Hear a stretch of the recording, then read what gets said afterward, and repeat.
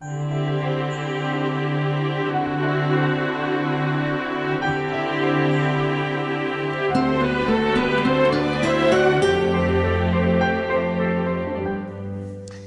is the Vale of Evesham, and this is a story of a river, the River Avon.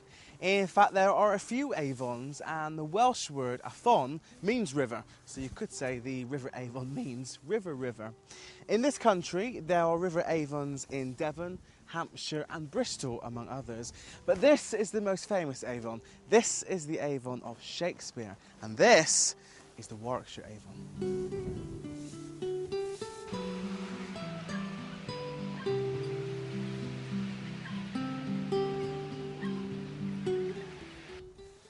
In this programme, we are talking of the river as an obstacle.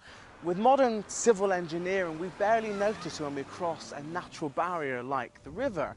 But actually, the way that the landscape has been developed and where towns have grown up has all been dependent on where the river could be crossed. Obviously, the first way to cross a river was to wade through it, but that had its own dangers because after heavy rainfall, the river quickly became a torrent and you could easily get swept away. Or if you were wading through with a wagon, you could get bogged down. So fords were developed, just like this one near Offingham, and it's really just a cobbled road underwater.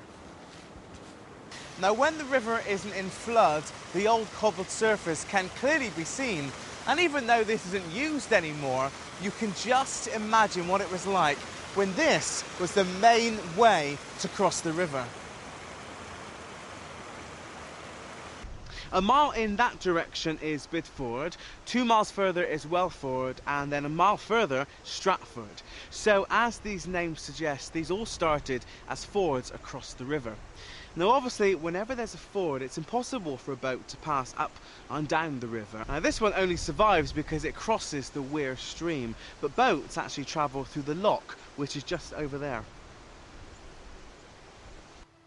Now this is the remains of the ford at Bidford, and this is where the Roman road Ryangale Street crosses the Avon on its way from Fossway up to the northwest. Now this crossing got very busy, and so in the 15th century it was decided to build a bridge, and that's the bridge that you see here today.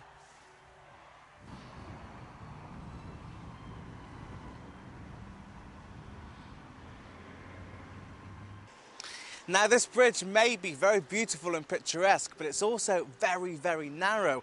It was designed and built for wagon carts and pack horses and the like.